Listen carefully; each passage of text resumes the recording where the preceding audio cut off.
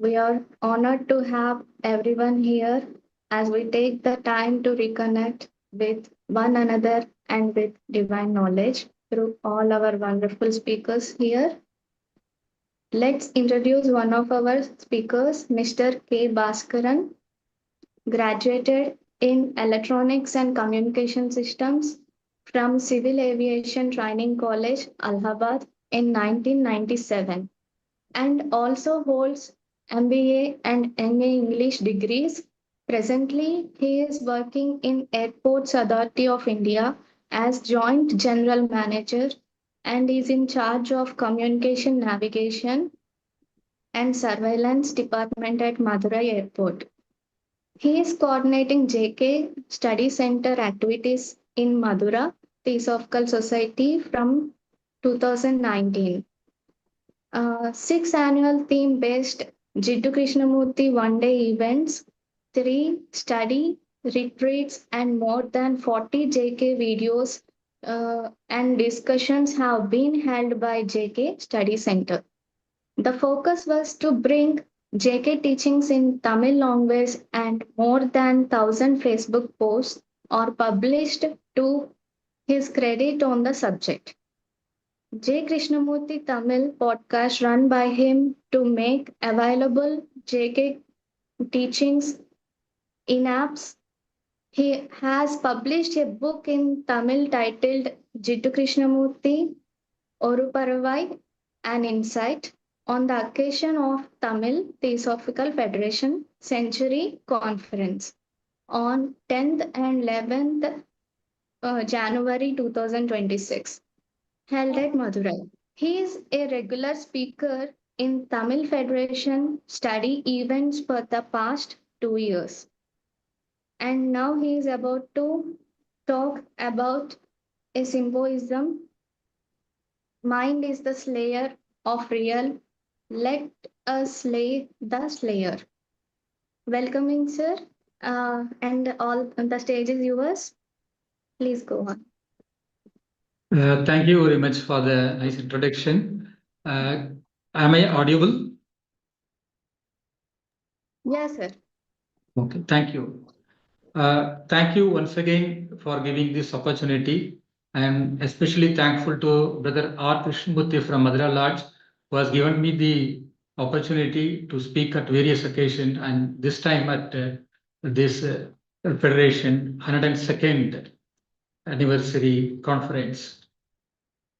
We had speakers elaborating various aspects of illusions which prevent us from seeing reality.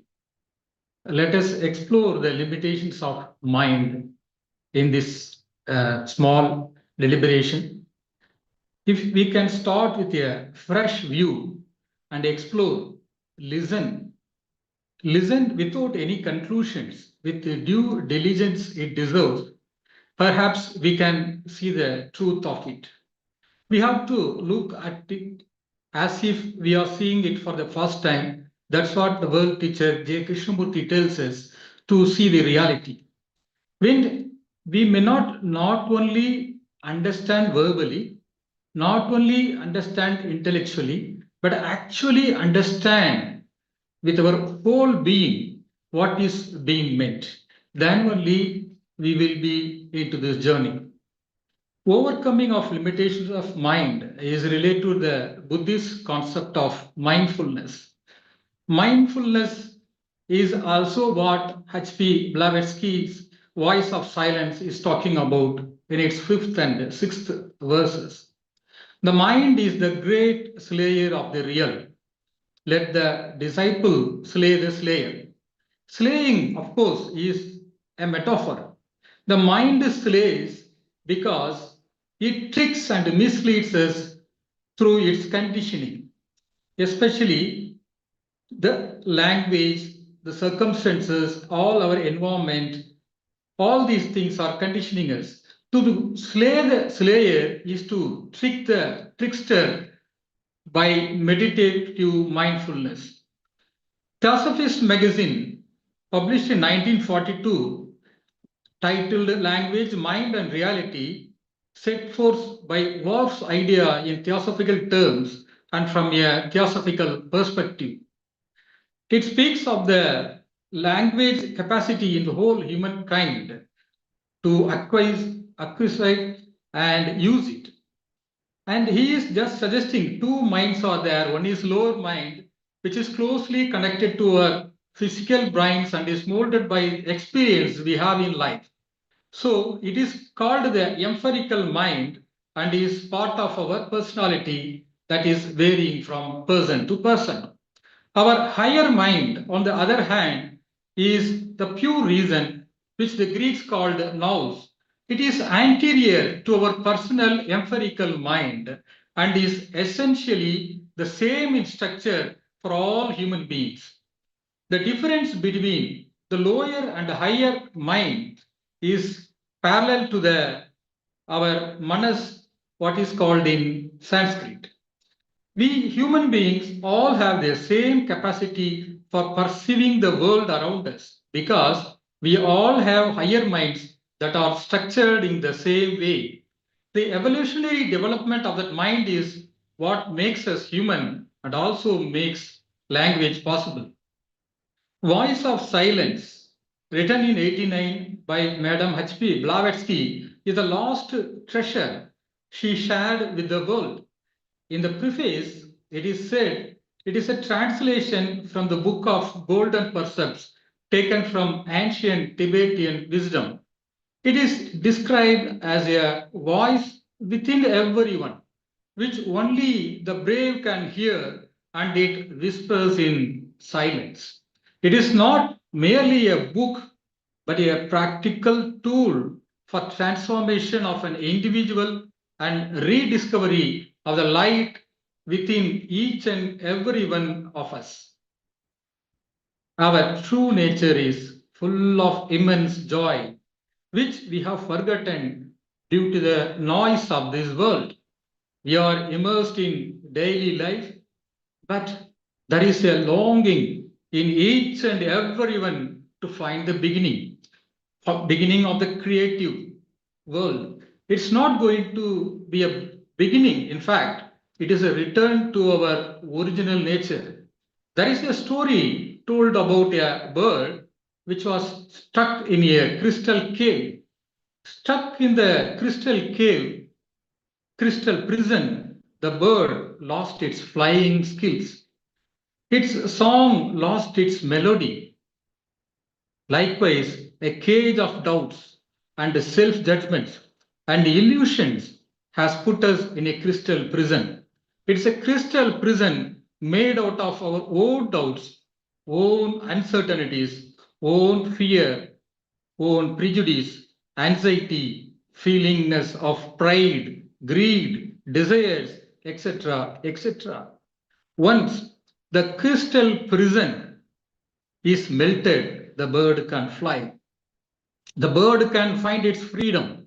Likewise, every man who is caught in his own prison can find freedom if he sets all the negativities in his mind.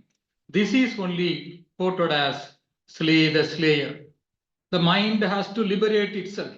It can happen only in complete stillness when all the chattering inside the mind stops. In her journey in Tibet, Madame Blavatsky came across ancient Tibetan wisdom which was revealed to her. It starts as a voice of nada and it can be heard in complete stillness. The dormant spiritual foundation of all existence is a fountainhead of all life. There are latent human potentials which one can connect to the divine consciousness which exists in each and every one of us. True understanding makes external things absolute. It's not merely a book, but a system based on proven scientific principles. Matter is a crystallized consciousness. It is being accepted. It is there to explore. The observer fundamentally affects the observed. That is what quantum physics tells us. The conscious is also affected by the observer. This only was taught by our world teacher, Jit Krishnamurti when he says, observer is the observed. It is a continuation of master's lineage, the accumulated knowledge which has been summarized and given to us by Madame Blavatsky in her book, The Voice of Silence, is a practical guide to transcend the physical barriers and achieve psychic phenomena. Our mind, which we are proud of, is a great distorter of reality. It misguides us. It is an illusion. It creates elaborate simulation of reality, not reality, and it is caught in its own trap. The mind conceptualizes the real thing and makes it difficult to see the reality. This only was taught by again JK when he says us to see the reality, be with what it is. What is more important than what should be. This mind is conditioned. Most of the minds are conditions. It has been conditioned through thousands of years. It sees patterns in everything. It concludes, it judges, it compares, and is prejudiced. Can the pattern be broken? Can one come out of the illusion?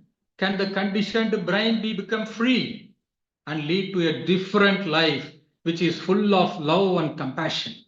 Can we achieve true universal brotherhood?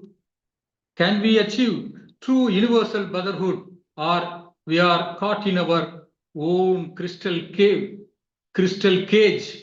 Let us explore. We have to come to see our own identity in everything. For that, we have to use the mind as a tool to come out of this mind created web. The same mind which misleads us, conditions us, and does not see the truth can see it if it is in complete silence. If one observes without attachment, then only we can realize observer is observed. So the silent is not a temporary phenomena. The mind has to stop all its activities. But nowadays, meditation as being commercialized is used as a tool for stress management, better health, and whatnot. But that is not real meditation. True meditation will happen only the mental activity subsides, comes to standstill. Meditation should lead to discovery of our true nature, direct perception, and hearing the soundless sound within each and every one. 7 transcendental virtues or gateways have been suggested in the book. It is for practical use, not for academics. Of this quality, first one is called dana. Dana is when your heart is overcome by generosity. It is overcome by personal ambition, and fulfillment comes through giving, not by getting more and more, not by accumulating more and more. Accumulating here mentions not only wealth, including knowledge. The quality of dana will make the heart pure and make it light. The second quality of Shila is harmony within yourself. As we were discussing, there are external contradictions and which has come to our internal contradictions, and it is a wave going from inside to outside, outside to inside. We live in contradictions. The contradiction is made because of our attachment, because of our judgments, which again is taught by J.K. He says that true freedom is when you are free from your contradictions, if you are free from your conditioning, if you are free from your knowledge, then only an unconditioned mind will lead to a better path and a better life. The third quality is Shanti. Shanti is not patience. It is stability regardless of the circumstances. It is a prerequisite for clear perception. It's not outrage, it's not anger. It is a capacity to respond. Respond coolly, not react. We mostly react based on our personality, based on the circumstances. When we can find the Shanti in our presence, in our being, we will not react later, we will only respond. The fourth quality is viraga. It is neither suppressing nor overtaken by emotions. It is called emotional detachment. Nowadays, people call it as emotional balance, and true theosophy has to follow this. Pleasure or pain will not have any disturbance within you. For that to happen, we have to understand the JK who tells us don't compare. Don't compare yourself with anything. Then only you can find your true nature. The fifth quality, virya. Virya is the capacity to do things. It's not willpower. Willpower creates eternal struggles. It makes you not to sleep properly, which again disturbs your true self. Virya flows from alignment with the deeper purpose. It's a natural flow. It expresses inherent nature rather than egoic agenda. The energy naturally emerges, which will enlighten your darkened mind. The sixth quality is dhyana. Dhyana is not conventional meditation techniques. It represents contemplative capacity. It is the ability to maintain profound awareness in all conditions. For that, one has to become a pure observer. Pure observer of things means without any preconditions, without any conditioning. You can hear the inner voice within you. If you are in dhyana, life itself becomes a dhyana. The seventh quality is pragya. Pragya is the key to transcendental wisdom that directly pursues reality without conceptual theories. It's the glowing intelligence which operates beyond rational thought. It is the ability to comprehend the interdependence of all phenomena in this world. It makes you realize you are the world and the world is not different from you. You are the world and the world is not different from you. That we can call it as universal consciousness. The seven qualities we described are not to be acquired one by one, but all should exist all in one. It has to be active at the same time. It has to happen simultaneously. It's not achieved sequentially. They represent the practical capacities or measurable perception of reality. This is what JK has amply described. It is a state of love and full of compassion to all living things. Once these qualities are within you, there are two distinct paths. One path leads to individual salvation. Individual salvation is what we can call like immersed liberation, immersed in materialism. We can call it as also pratika buddhahu. So mostly all worldly people are seeking this stage. It is like seeking better wealth, better health, more happiness that will lead only to pratyeka buddhahu. The second path, another distinct path is there which will lead to complete liberation. That is the way of Bodhisattva. True liberation is achieved by renunciation of all the world desires with a natural spirit. It is not through trial and error or by practice. Renunciation has to come naturally with a profound realization that self-sacrifice brings limitless freedom. This path will lead to compassion for all living things in the world. This is the path where direct perception of interrelated reality in this world is achieved. It is a natural expression of clarity seeking fundamental reality. It opens a silver thread, a link between individual consciousness to the universal consciousness. It connects your cell or Atman to the immortal nature of this world. The silver thread always exists.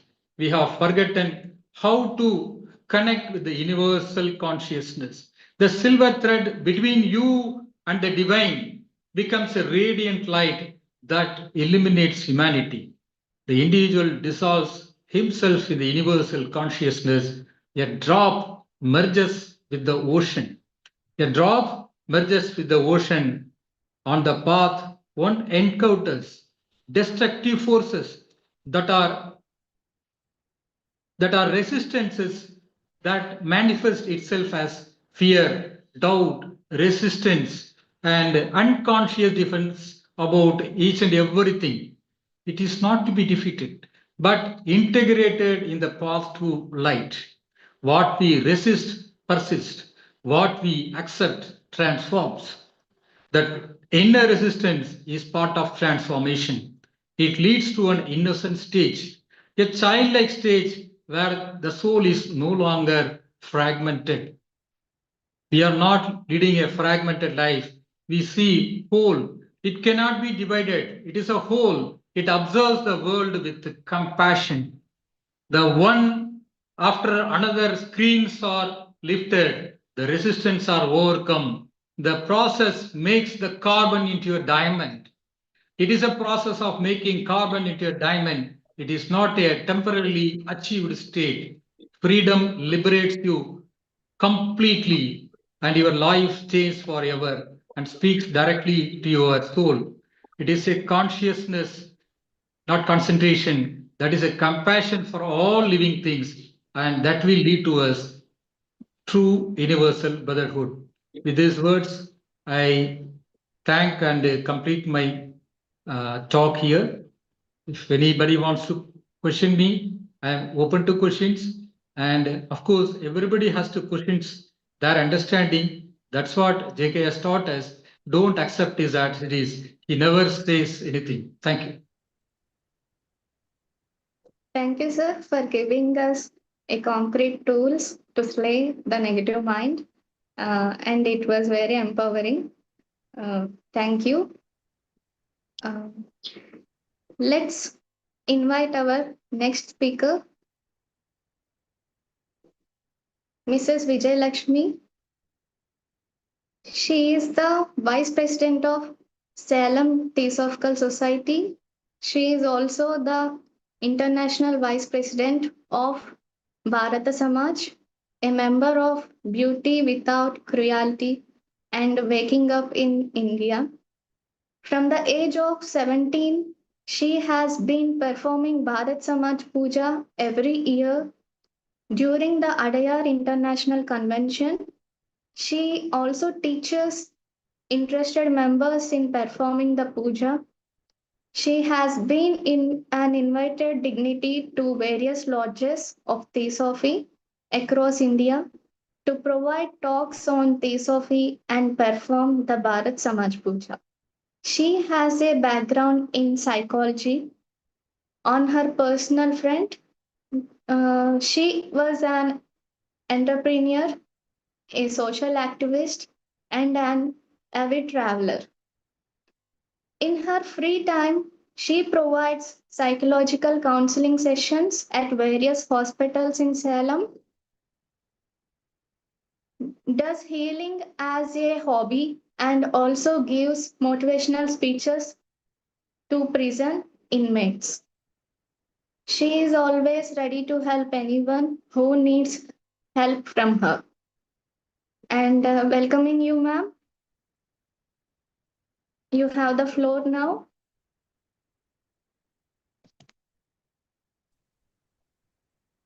Thank you, Ma. Respected brothers and sisters, thank you for giving me an opportunity to speak on this topic, Mind the Slayer of Real. Let us slay the Slayer. Illusion means Maya. It's not just deception, but a cosmic veil. Reality is hidden behind appearances, and theosophy guides us to pierce this veil. It is divine act of reflection, making the boundless visible but obscuring its source. Illusion is not only sensory deception, but also attachment to ego. In Mahabharata, Pandavas built illusory palace in Indraprastha. Duryodhana visits this palace. He is baffled and astonished. He steps on the floor, which looks like crystal clear, but that appears to be water, and he falls down. He is thus tricked by illusion, a situation where our senses deceive us, making us believe something is different from reality. Real is that which is eternal, changeless, and infinite. The physical world, our temporary personalities, and our fleeting emotions are illusions. Lower manas is entangled with desires and ego. It's always dividing. Buddhi is the spiritual, intuitive mind that perceives unity and universal truth. The lower manas can only understand things by breaking them apart and creating boundaries, such as me versus you, good versus bad, past versus future. It destroys the perception of the real oneness. The lower manas traps our consciousness in the anxieties of the future and the regrets of the past, preventing us from experiencing the eternal present. Ego colors reality with personal biases, desires, and fears. We do not see the world as it is. We see as we are. Slaying does not mean destroying your intellect or entering a state of mindless trance. It means mastery. You are slaying the dominance of the ego. The mind should be a faithful servant, not a tyrannical master. Slaying the slayer means shifting one's center of awareness from the kama manas to the buddhi manas. We learn to observe the thoughts without identifying with them. You are not your thoughts. You are the silent watcher behind them. When the turbulent waters of the mind is stilled, it reflects the real like a perfect mirror. The result of slaying is the illusion of separateness dissolves. We realize our innate brotherhood with all of humanity and all living things. The voice of the silence can finally be heard when the loud, demanding voice of the lower manas is silenced. How does a modern person slay the slayer? Through mindfulness, selfless service, and refusing to be enslaved by impulsive reactions and consumerism. The journey of the disciple is to cross the antahkarana from the lower calculating mind to the higher illumined soul. We have to observe our own minds today. We should notice when our mind is dividing, judging, or creating illusions and invite them to pass, breathe, and step back into the quiet space of the real. We cling to illusions because we feel safe. Karma, circumstances, and desires seems like prisons, but theosophy teaches that these prisons are self-made and not solid. As we imagine, for example, a butterfly struggles in its cocoon. The cocoon is not a prison, but a stage. Illusion is like that cocoon. It must be broken to fly. Reality is unity and illusion is separateness. A man mistakes a rope for a snake in the dark. Fear grips him until light reveals the truth. Similarly, knowledge dispels illusion. Reality is not abstract. It is the recognition of unity, the divine essence in all beings. When illusion drops, freedom arises. Freedom is like open, unclouded sky through which pours the light that illumines all the things. Theosophy encourages members to see daily life as a field of practice. Every relationship is a challenge, and every joy is an opportunity to pierce illusion. Let us walk together, removing their veils until reality shines unobstructed. If a man use only his physical senses, he can see only things of this physical world. If he learns to use the senses of his astral body, he can use and hear the things of the astral world. It is merely a matter of learning to respond to additional vibrations. Vibrations of the air convey sounds to the ear, while those of the light bring sights to the eyes. When a man is ignorant, he is liable to make all kinds of mistakes.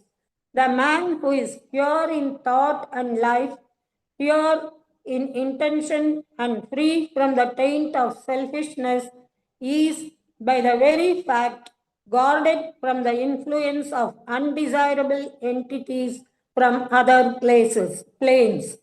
Sri Shankaracharya's teaching is that just as the physical eye can see things well when it's steady and not when it is roaming about, so the mind can understand things clearly when it is still.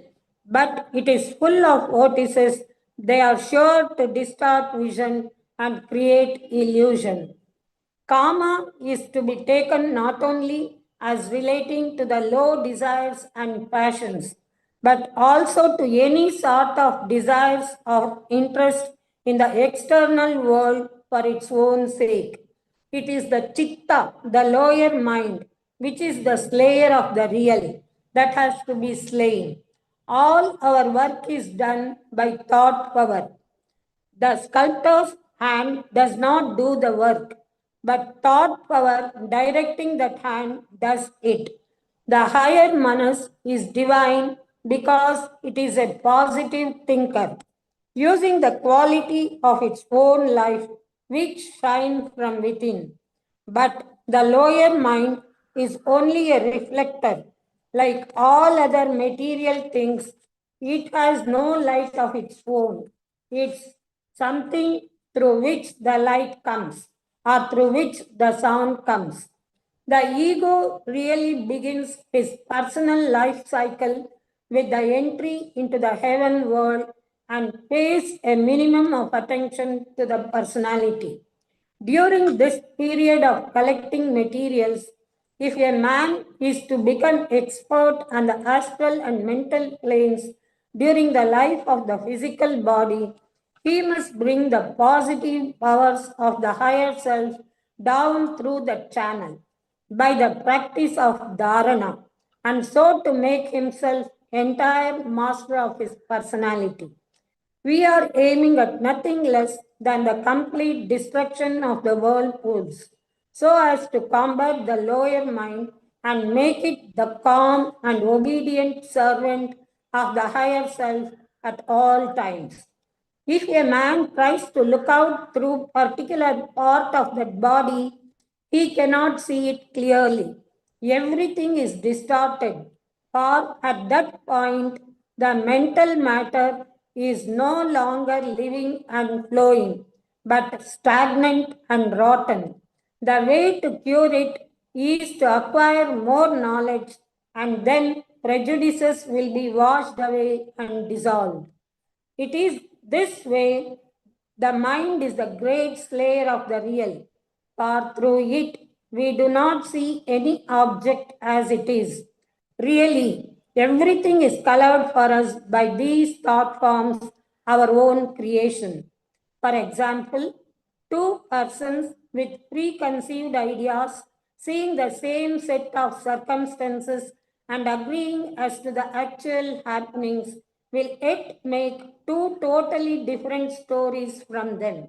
Exactly this sort of thing is going on all the time with every ordinary man, and we do not realize how absurdly we distort things.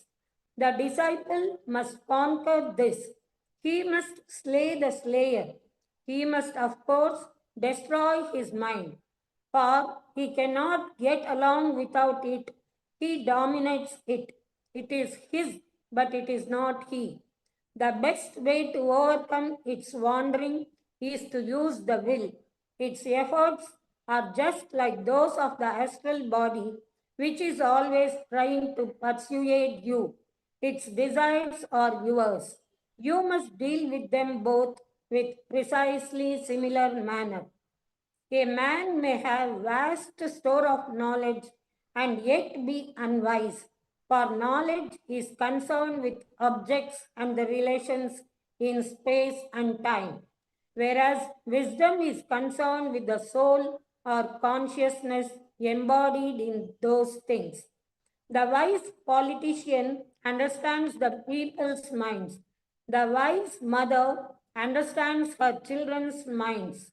However much one may know about material things, if one has only the matter side and not the life side, one has in reality only unwisdom or avidya.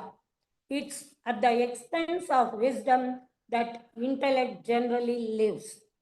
A person may seek inordinate wealth, power, and fame.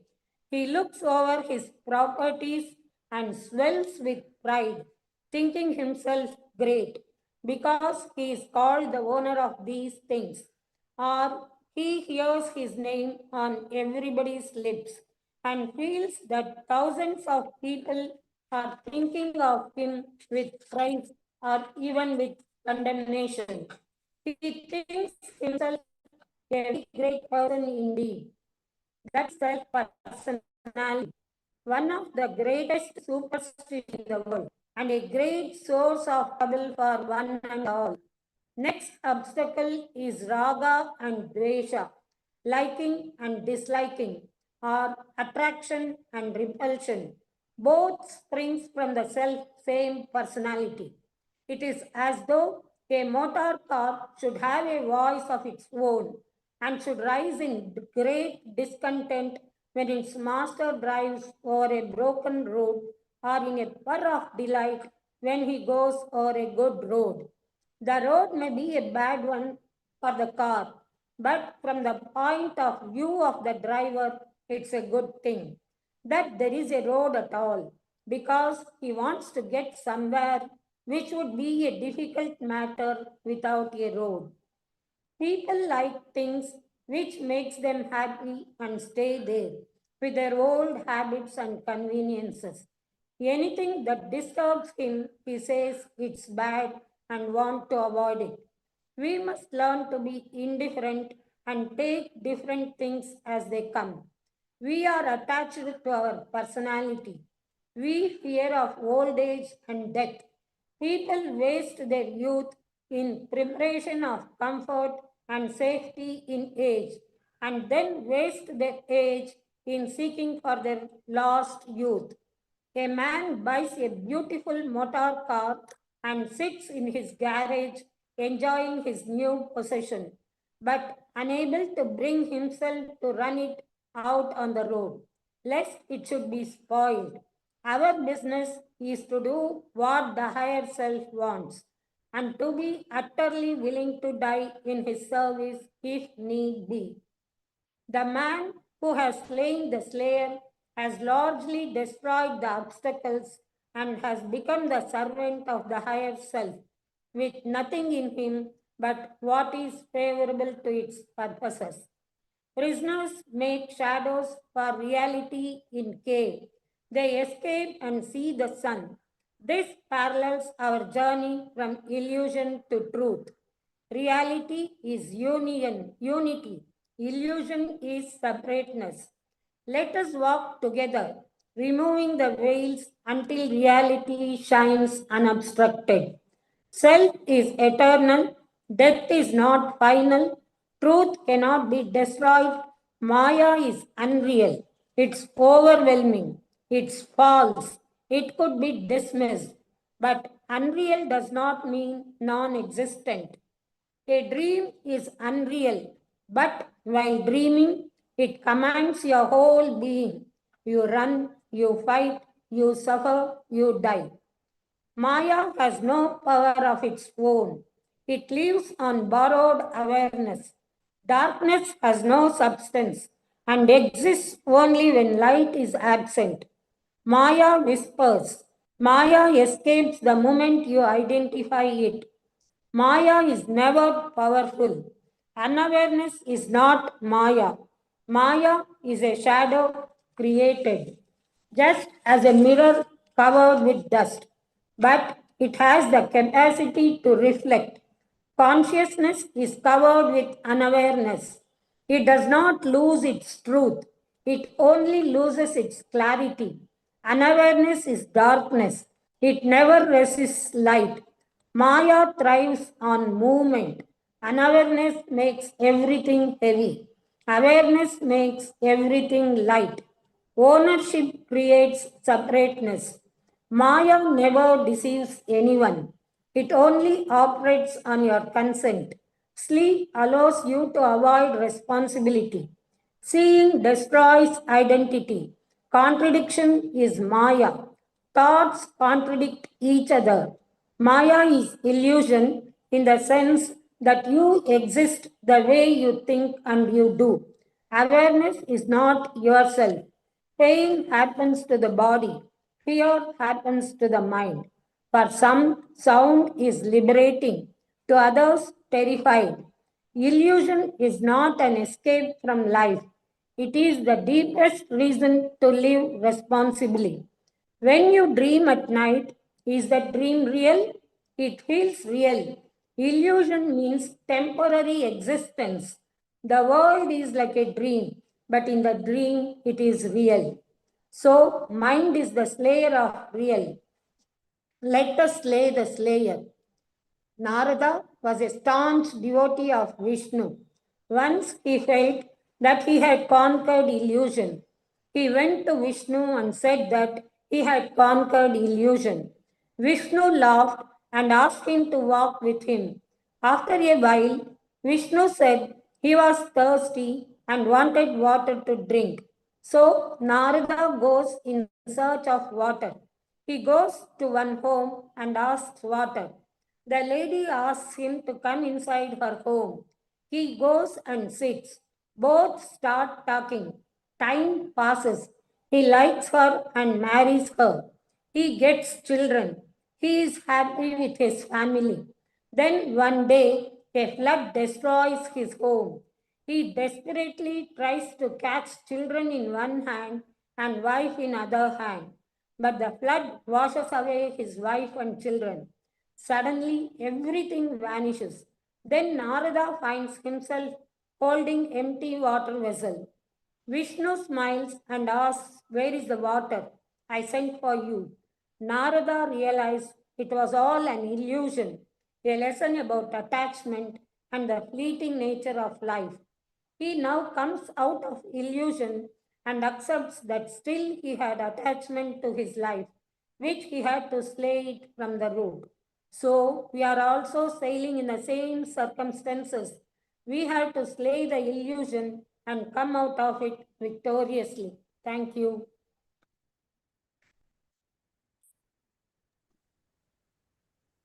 Thank you, ma'am.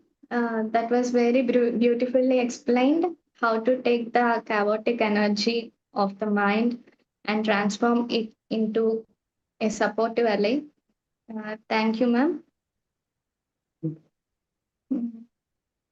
And it's a wonderful session with deeply insightful, comforting, and grounding presentations given now by our speakers. Uh, like, you are the world and you are not different from the world. Never compare yourself with anyone and anything. Slaying the dominance of ego, being mindfulness, selflessness, living responsible, and observing your own mind. One can slay the slayer. Uh, it's a truly life altering session. The next session will be continued again by 3:30 this afternoon with the topics like Mind is the creator of all illusions by Shivadas ji and Origin Destruction of Illusions by L. Nagesh ji. And be connected. Thank you all.